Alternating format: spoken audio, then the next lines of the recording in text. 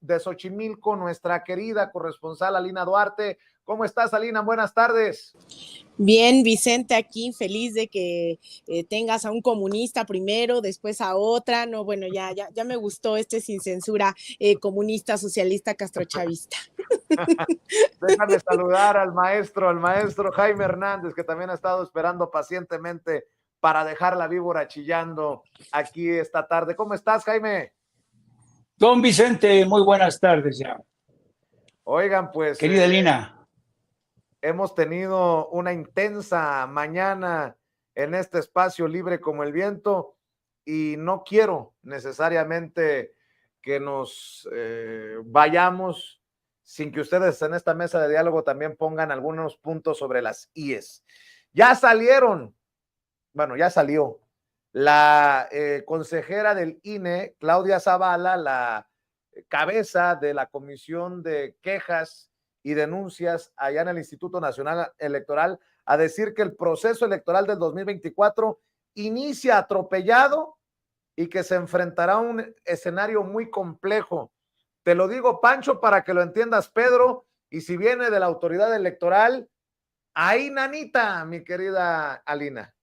Pues mira, de hecho son varios, ¿no? Los puntos que ya estamos ahí abriendo un periodo electoral ya con candidatos, es decir, no empezó ahora este debate que hemos visto durante los últimos 2 meses. Hay una necesidad, creo, de la población mexicana también de sumarse a este debate, procesos internos, de ser parte de las discusiones democráticas en este país. Y a mí me parece impresionante que todavía falte tanto, que estemos arrancando este proceso electoral ya con los ánimos, pues a todo lo que da. Anoche veíamos este traspaso del bastón de mando de la cuarta transformación, y eso también hay que aclararlo, ¿no? Porque he visto que mucha de la derecha se ha montado en que si era de los pueblos originarios a los cuales se la pasaron explotando y despojando de sus territorios, pero bueno, este es un bastón de mando distinto al que recibe el presidente López Obrador en el año 2018, seguramente si así lo ve de forma correcta en 2024 y gana las elecciones, pues ya los pueblos originarios, los pueblos indígenas, la comunidad mexicana, pues ya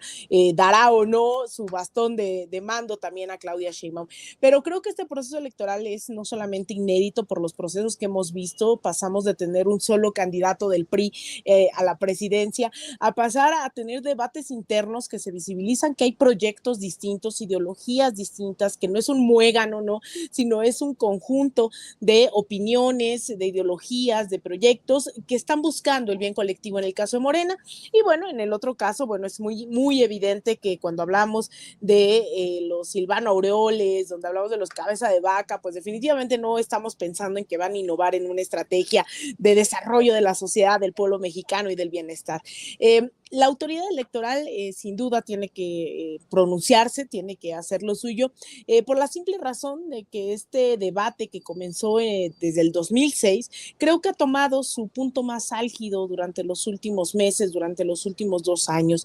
Se habló mucho de la transición democrática, de las instituciones que estaban al frente de estos procesos electorales, pero cuando se gestó el fraude del 2006, pues se mantuvieron calladas, avalando este tipo de cuestiones. Esos mismos que avalaron ese fraude, hay que recordar, estuvieron dentro del proceso interno del Frente Amplio por México, también los que estuvieron durante el 2012 y Monex, estas tarjetas que regalaban con Peña Nieto, la campaña desmedida que tuvieron estos medios de comunicación, no dijeron nada. Entonces saben que dentro de la agenda, porque lo dice la gente, lo ha dicho el presidente, lo ha dicho legisladores y todos, hay varios pendientes en la agenda 2024-2030, uno de los más poderosos argumentos que hemos visto que hay que cambiar más bien de las poderosas estructuras, es el poder judicial, pero también el poder electoral que se ha pues asumido a sí mismo como otro actor de la oposición en este país. Así que yo creo que vamos a ver muchas cosas. A mí lo que me preocuparía en todo caso, escuchando hace unos minutos la entrevista que hacías a Citlali Hernández, secretaria general del partido,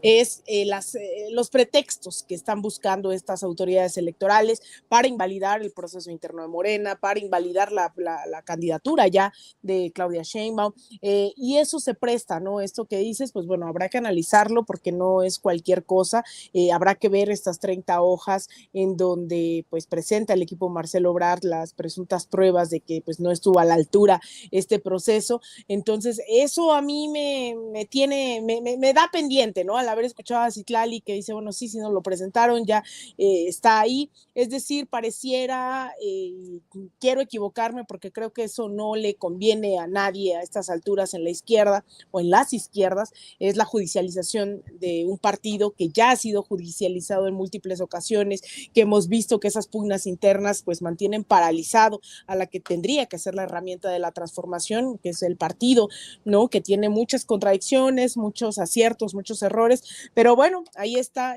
no hay que descabellar, no es descabellado pensar que estos poderes pues están salivando evidentemente junto con los medios de comunicación porque les den carnita para proceder en lo que han venido haciendo durante los últimos años, Vicente. Bueno, ahí va para que también el maestro Jaime Hernández se despeine. La mayoría de los partidos políticos cometieron actos proselitistas y simulaciones para burlar la ley, de las cosas que dice la consejera Claudia Zavala. El crimen organizado afecta el desarrollo de la democracia en diversos territorios del país. Llama a que nadie ni nadie se ponga por encima del poder civil. Pide a candidatos y partidos políticos que respeten la ley y dice que la legitimidad dependerá del respeto a la legalidad. Bueno, pues ahí te lo dejo de tarea, Jaime. Bueno, mira, ya antes habían surgido voces que habían advertido precisamente sobre estos personajes que se siguen emboscando en el Instituto Nacional Electoral, en el Tribunal Electoral, para dificultar, para ponerle palos a la rueda de la carreta democrática que intenta avanzar a duras penas. Y es evidente que Claudia Zavala es uno de estos personajes incrustados ahí en el INE y ha vuelto a insistir sobre los temas que a la oposición le han gustado enumerar. El presunto vínculo del crimen organizado con el presidente, con Morena, la violación de leyes electorales que todavía no están muy claras. Y ese es un punto preocupante porque ciertamente tanto Morena como el Frente Amplio han transitado por un terreno bastante difuso, porque la legislación electoral no es tan clara como quisiéramos en esta fase, en esta etapa. De hecho, la oposición y Morena han tenido que recurrir a una batería de subterfugios para justificar, por ejemplo, Claudia Sheinbaum no es ya la nominada del partido Morena, sino que es la coordinadora. Y lo mismo ocurre en el Frente Amplio, pero ya sabemos que detrás de estos subterfugios de coordinadores, pues está la palabra de nominados. Pero esto no es culpa ni de Claudia, ni de Xochitl, no, es la legislación tan rara, tan rebuscada que nos hemos dado los mexicanos. Y yo creo que una de dos, o la señora Zavala se avienta el tiro de ponerse contra un proceso democrático, aunque sea este imperfecto, aunque haya recurrido a subterfugios, o se atrinchera con un grupo de fuerzas que también desafiarían todo un proceso democrático que ya está en marcha. Y es muy complicado, sería muy complicado, querido Vicente.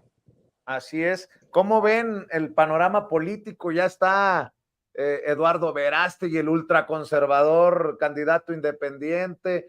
Me dicen que también Gilberto Lozano, creo, otro ultraconservador desde la trinchera de Frena. Marcelo Ebrard, que de acuerdo a una encuesta, la ciudadanía prefiere que se quede en Morena que brincar a Movimiento Ciudadano. No lo digo yo, lo dice una encuesta que publica, creo que hasta el periódico Reforma. Pero existe esa posibilidad. En fin, mi querida Lina, ¿cómo ves este panorama? Mira, ahí yo ando muy confiada en la gente, ¿no? En el pueblo mexicano. Sin embargo, hay cosas que sí no puedo evitar, pues que me levanten las alarmas y quisiera transmitir con sensatez y prudencia. Pero el tema de las derechas, ya vimos que se inventaron evidentemente todo un movimiento, frente, etcétera, etcétera, un proceso interno para tratar de justificar lo que fue la imposición. E incluso todavía con de verdad, ese cinismo atroz de la derecha que les caracteriza, trataron de impulsar la idea de que donde sí hubo imposición fue en la alianza Juntos Haciendo Historia, a pesar de que hubo el levantamiento de 2.500 encuestas, que las encuestadoras fueron diferentes, que el proceso, digamos, es perfectible, claro está, tiene un margen de error. Sin embargo, pues estas narrativas ahora vienen con su dedazo presidencial, elección de Estado, y hay que tener muy claro el proceso que se ha llevado a cabo desde la convocatoria misma para que 6 personas, 6 aspirantes pudieran estar ahí como coordinador o coordinadora. Después toda la ruta interna, las visitas a los diferentes estados que tuvieron, el cómo hablaron con la ciudadanía, que cada uno tuvo la estrategia que creyó conveniente, fuera en TikTok o fuera en las plazas públicas. Digamos, hubo un libre albedrío ahí en donde pues se puso a disposición, y tan así que a mí lo que me sorprende es, ¿no?, el fenómeno Fernández Noroña, que pues se demuestra que no necesitaba esos grandes espectaculares y subió en las encuestas. Y ahora la derecha, en esta frustración de no poder legitimar a una Xóchitl Gálvez que dijeron no era una imposición, pues vemos que están desesperados porque Xóchitl Gálvez no les da para llegar a junio del 2024. Xóchitl Gálvez, ayer yo veía sus videos deplorables, de verdad sin chiste alguno, esto que estamos viendo en estos videos, Dios mío, ¿para qué tengo que explicar más? Gracias, don David, por ponerme a esa Xóchitl Gálvez a la que me refiero.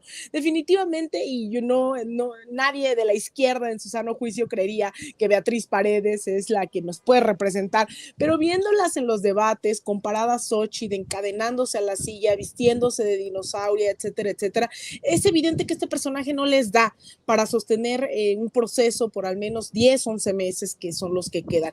Y ahí es en donde se abre la puerta para estas ultraderechas, que a ellos no les importa fingir absolutamente nada, que tienen los millones de dólares de respaldo de Donald Trump como Eduardo Verástegui, que entran en ese sentido común con la despolitización de la gente, porque hay sectores que no es que sean de derecha, es que la información no es un bien que consume, ¿no? La información pasa a segundo plano, y eso también tiene que ver con las condiciones que se les tiene que garantizar por parte del Estado mexicano. Es decir, cuando no tienen qué comer, cuando no tienen dónde dormir, donde no tienen a dónde ir al doctor, lo último que van a hacer es ver dónde se informan, si en Sin Censura o en La Mañanera. La gente está viviendo al día. Entonces, en ese sentido común es donde la derecha y la ultraderecha sobre todo tiene un terreno fértil, y eso lo vemos hoy en Argentina con Milei, que va a ser un candidato y posible presidente en los próximos meses, alguien que habla con su perro muerto a través de una medium, que está en contra de los derechos de la mujer, que cree que el sistema educativo público solo es adoctrinamiento y que viva la educación privada.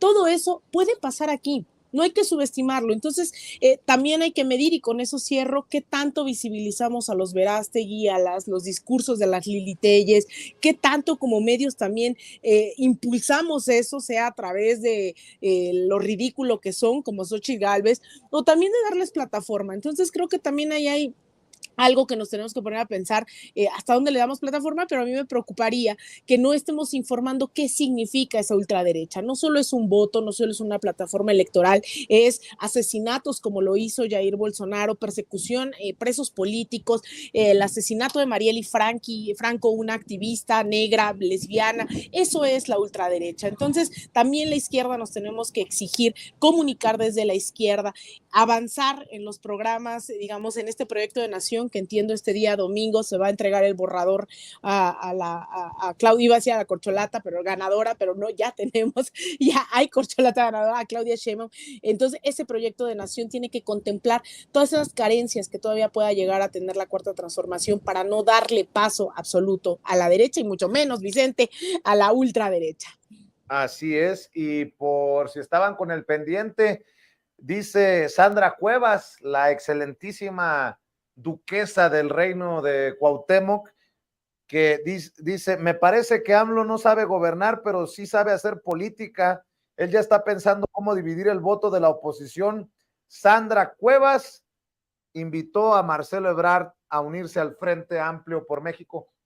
Yo no lo veo por ahí, yo sí veo como posibilidad Movimiento Ciudadano, pero ¿Cómo ves todo este panorama? Qué chulada para nosotros que comunicamos y buscamos analizar las cosas para la audiencia, mi querido Jaime. Bueno, déjame concentrarme porque ya nuestra querida Alina ya diseccionó bien el papel que podría y el peligro que supone la extrema derecha. Déjame a mí concentrarme en la figura de Marcelo Ebrard. Y yo no sé si ustedes sabían, pero en la historia, en los libros de historia, de ciencia política, hay una categoría para definir a personajes como Marcelo Ebrard. Marcelo Ebrard entra en la categoría, desde mi punto de vista, de lo que se conocen como los políticos semileales, es decir, que no son leales al 100% a una determinada causa. En esa categoría entraría, si nos atenemos a todos los hilos, hay muchísimos ejemplos en la historia de los políticos semileales. ¿Qué es un político semileal? Bueno, un político semileal es aquel personaje que puestos a elegir, cuando se les coloca en disyuntivas como las de elegir, por ejemplo, apoyar un proceso democrático aún a costas de sus propias aspiraciones personales, apuestan por lo último, es decir, apuestan por sus propias ambiciones personales antes que por un proyecto democrático colectivo. Esa es una de las primeras características. Otra de las características de estos políticos camaleónicos, semileales, es que siempre los vas a ver, hacen alarde, ¿saben? Siempre los vas a ver muy bien cortados el pelo, de traje y corbata, se saben manejar muy bien en los corredores políticos y diplomáticos, pero también esconden, se emboscan muy bien. Y son aquellas personas que ya, llegado el momento clave de disputar el poder para tenerlo en sus manos, son capaces no de ceder sus ambiciones personales, sino de aliarse con los enemigos con tal de derrotar a los adversarios en el seno de su propio partido. Esa es otra de las características de estos políticos semileales, ¿no? Que piensan más en sí mismos que en los demás. Y lo peligroso de estos personajes, de hecho, este tipo de perfil de políticos semileales son mucho más peligrosos incluso de aquellos que ves venir, ¿no? Por ejemplo, te pongo un ejemplo. Gerardo Fernández Noroña. Gerardo Fernández Noroña es un personaje que lo ves venir de frente, ¿no? Te mienta la madre, te dice que eres un impresentable, te lanza el puñeto y ves el puño directo a tu cara. Ese es un político derecho, de frente. En cambio, Marcelo Ebrard es un político civilino, ¿no? Que a veces no lo ves venir, ¿no? Que echa mano de argucias, ¿no? Y entonces eso caracteriza mucho a Civilino. Yo estaba escuchando con mucha atención en las crónicas de hechos que hace Citlali Hernández y es fabuloso. Qué bueno que le diste la oportunidad a Citlali Hernández de que hiciera la crónica de la línea del tiempo. ¿Cuántas veces, y el propio presidente lo dijo hoy, se le concedió a Marcelo Ebrard lo que quería? Y desde este punto de vista se le dio trato preferencial frente a las otras corcholatas. Entonces, Marcelo Ebrard recibió trato preferencial del partido, del mismísimo presidente, y aún así no consigue derrotar a Claudia Sheinbaum. Pero, ¿qué sucedió? Que antes de que se dieran a conocer los resultados, porque él ya sabía, estoy seguro que ya sabía por dónde iban los tiros, dijo el tipo, no, vamos a descalificar el proceso, vamos a desacreditarlo, vamos a restarle credibilidad, se montó en su macho y esto realmente te da la medida de lo que es un político semileal. Un político semileal es aquel que no le importa votar a favor de un proceso democrático en el que está toda una colectividad. Eso le importa un carajo. El político semileal siempre va a ser un camaleón que va a cambiar de bando según su conveniencia.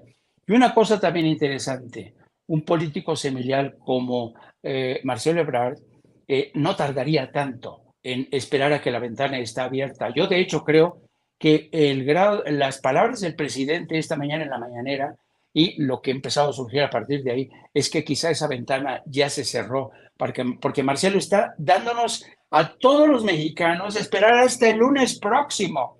Hombre, no me jodas, Marcelo. Es decir, ¿nos vamos a estar comiendo las uñas por culpa de Marcelo? Pues no, la verdad es que francamente no. Y qué bueno que también hoy Claudia Sheinbaum, en la entrevista que le dio a los compañeros del Canal 14, le preguntaron por el tema de Marcelo y dijo, miren, nosotros ya le dijimos a Marcelo que tiene la puerta abierta, pero si no, tenemos que seguir caminando, no nos podemos detener porque lo que nos ocupa, lo que tenemos enfrente es este horizonte de transformación que demanda de la colaboración, del entusiasmo, de la esperanza de millones de gentes que tienen que seguir avanzando. Así es que el camión no espera a uno, a Marcelo Ebrard, para seguir avanzando en esa dirección. Así es. A ver, Alina, ya se va el presidente a Sudamérica. Nada más estaba esperando para dar el bastón de mando y ya se va a Colombia y a Chile. ¿Qué esperar de esta gira por Sudamérica? Y por cierto, hay un evento este fin de semana en la Ciudad de México pues que marca también y es importante. Sí, Vicente, pues mira, justo el presidente se va, ya dijo, ya aquí está el bastón de la cuarta transformación y hay que se arregle, ¿no? Bajita la mano el día de ayer en la mañana cuando le preguntaban si hablaba o no con Marcelo, él dice, pues sí, pues yo voy a hablar lo que quiera, Marcelo, está las puertas abiertas, pero yo en la noche entrego el bastón de mano, ¿no? Así como, pues yo tengo ciertas horas, ¿no? Para que se aclare lo que se tenga que aclarar, si es que hay, y si no, me voy. ¿Y qué hay que esperar, Vicente? Esto que me preguntas, yo la verdad es que tengo muy altas expectativas, no sé si me voy a decepcionar o no, pero son temas medulares para la vida tanto de Colombia como de México, el tema de combate a las drogas. Cuando se firma el Plan Colombia, que yo recorto el tiempo, uno de los principales personajes que impulsaron en ese momento el Plan Colombia en los 90s, pues fue Joe Biden como senador demócrata y ahora pues como presidente también acá dio seguimiento a ese plan, a ese mismo Plan Colombia, pero también a la iniciativa Mérida que pues se firma aquí con Felipe Calderón y ambos países entraron en una dinámica de realmente no era un combate contra el narcotráfico, era una guerra civil, una forma de imponer y violar la soberanía de los países, de los territorios por parte de Estados Unidos, el sentar bases militares en Colombia, aquí en México pues también fue todo un debate, hasta la cocina se metía, la DEA, la CIA, y cuando vienen los nuevos gobiernos de Gustavo Petro y de Andrés Manuel López Obrador se hacen una serie de reformas, pero también se pone sobre la mesa pues que no son colonia de nadie y que van a buscar esa emancipación. En México recuerdo que no figuró tan históricamente, creo yo, el hecho de que se hizo una reforma para que todos los países tuvieran que informar cuántos agentes tenían en territorio desplegados y qué funciones estaban haciendo. Tenían que dar notificación a las autoridades, mientras que durante el calderonismo, el calderonato, durante el peñanietismo, no fue así. Entonces, es decir, se ha venido avanzando. Sin embargo, yo creo que uno de los discursos históricos, así como fue el discurso del Che en las Naciones Unidas, lo fue el de Gustavo Petro del año pasado, ya se acerca también en unas semanas esta Asamblea General de las Naciones Unidas, el encuentro más importante a nivel internacional de toda la comunidad, ¿no? En donde se ponen sobre la mesa los temas más importantes y ese discurso habla nuevamente del tema de las drogas, el tema de la explotación de los recursos, el rumbo, ¿no? Por la vida que tienen que tomar. Entonces, ver a un personaje, además yo lo digo con muchas similitudes con Andrés Manuel, que se han pues declarado de izquierda, que han tenido trayectorias distintas, pero que también como alcalde, así como fue el desafuero aquí a Gustavo Petro, también intentaron desaforarlo siendo alcalde de Bogotá, llegó hasta la tercera ocasión al gobierno de Colombia, pues ha pugnado por la integración latinoamericana, pues es un encuentro de titanes en el sentido de que están marcando la agenda en América Latina, la agenda de la izquierda. Yo decía, pues yo admiro mucho la trayectoria de Lula da Silva, pero Lula da Silva llegó estas últimas elecciones con las manos atadas, justo porque la ultraderecha permeó en el sentido común de la población y tuvo que hacer muchísimas alianzas con las burguesías, con las oligarquías, y pues no hemos visto que haya tenido esas alianzas, ¿no? De integración latinoamericanista, incluso se tomó la foto con Dina Boluarte, lo cual me parece catastrófico.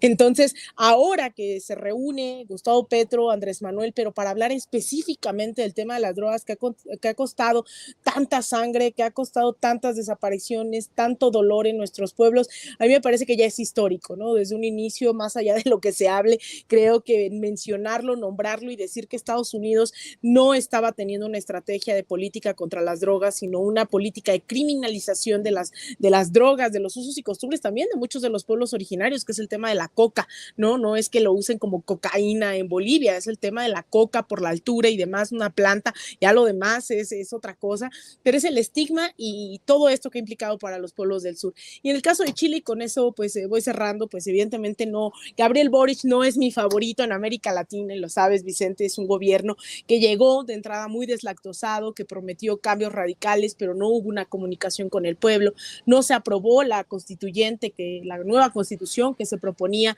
se quedó como en los elevados, ¿no? Los que sí sabemos cómo legislar, pero el pueblo les digo, pues no, la verdad es que no. Y también entiendo que es un pueblo marcado justamente por una dictadura, un pueblo que se fue la dictadura, pero se quedó siendo muy conservador a pesar del estallido social, y pues eso representa a Boric, ¿no? Es un personaje que aún reprime mapuches, que aún pues está muy lejos, ¿no? De la integración latinoamericana, que está bajo los intereses de Estados Unidos, que se ha proclamado a favor de Ucrania y en contra de Rusia. Es un personaje que pues sí, muy joven, muy activista estudiantil, pero a mí, en lo personal, yo entiendo que hay contradicciones y límites en la lógica del gobierno de Chile y la población, pero bueno, a mí no es mi favorito. Sin embargo, este 50 aniversario del golpe de Estado a Salvador Allende nos está permitiendo rememorar que no todo es malo. Así como tú le preguntabas, Vicente, a Marx Arriaga, ¿eres comunista o no?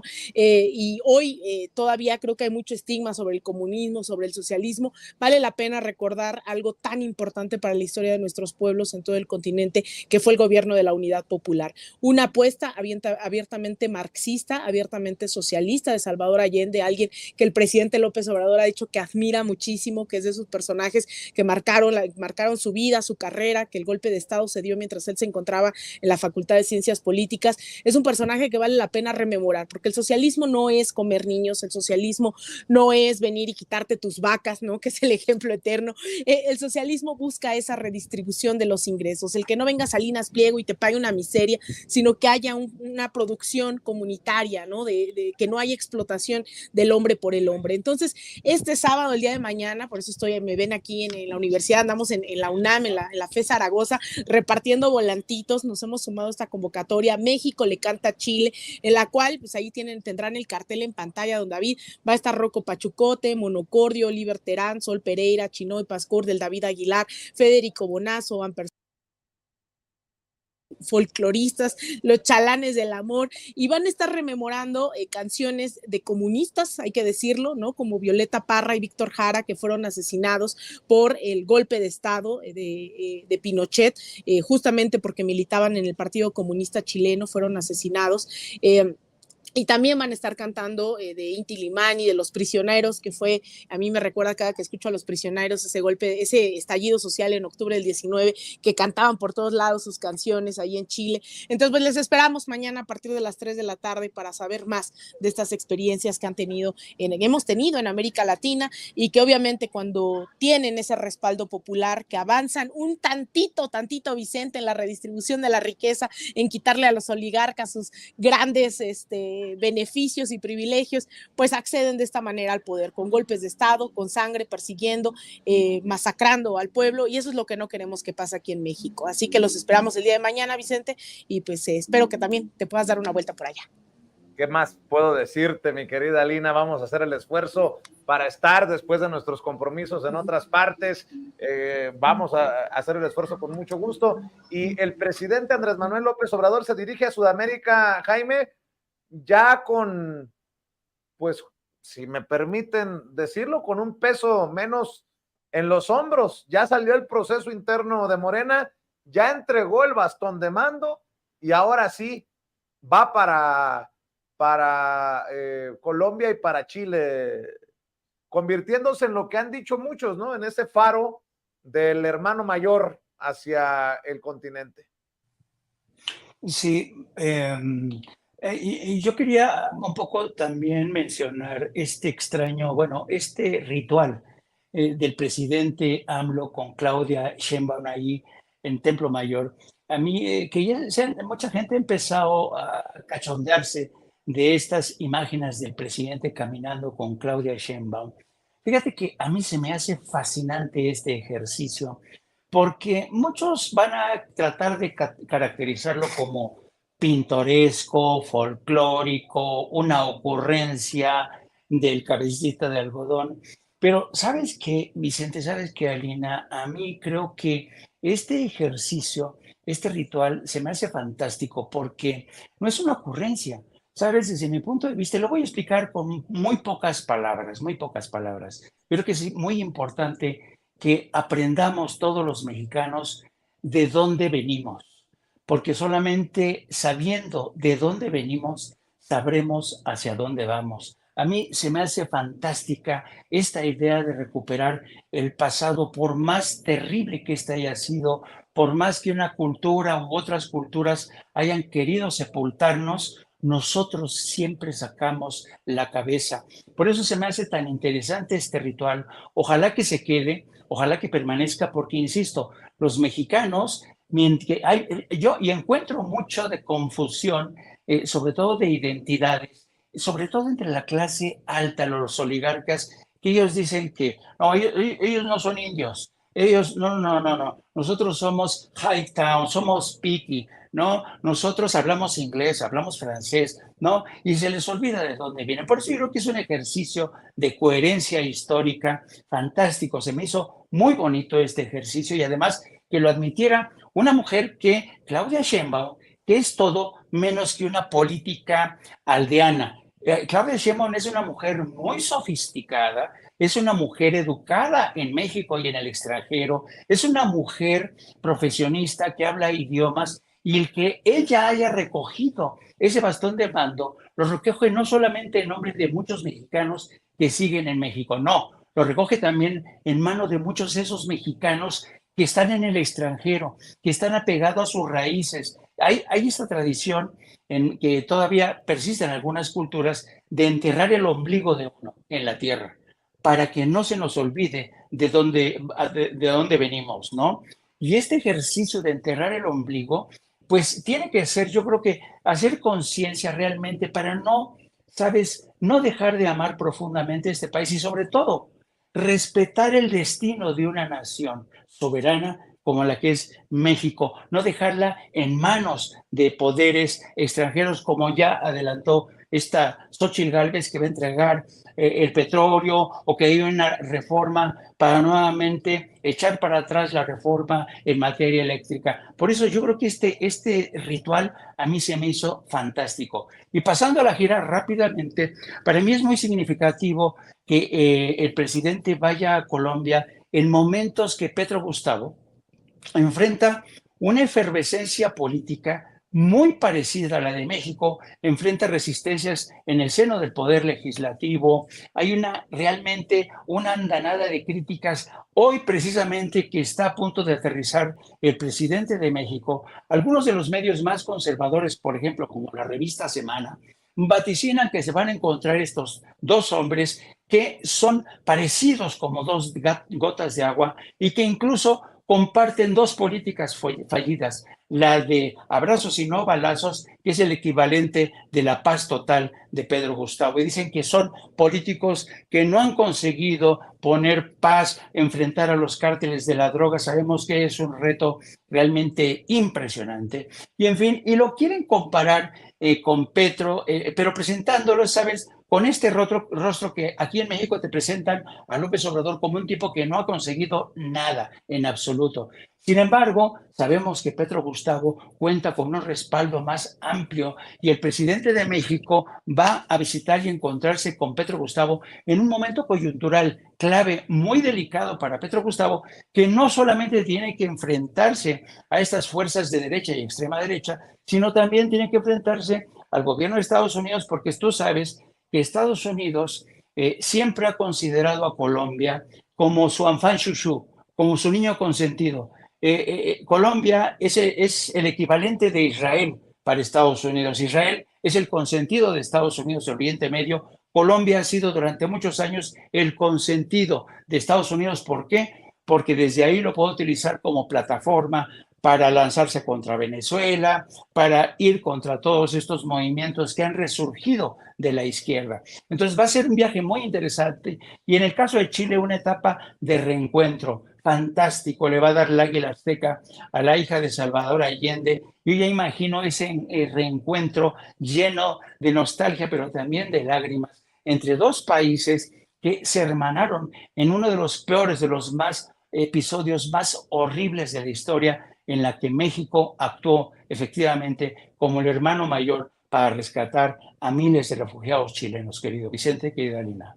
Sé que tienes que correr porque tienes programa ya a la vuelta de la esquina, mi querido Jaime. ¿Por qué no cerramos invitando precisamente a la audiencia de Sin Censura a tus espacios en YouTube? No apto para cínicos, todos los días con el maestro Jaime Hernández.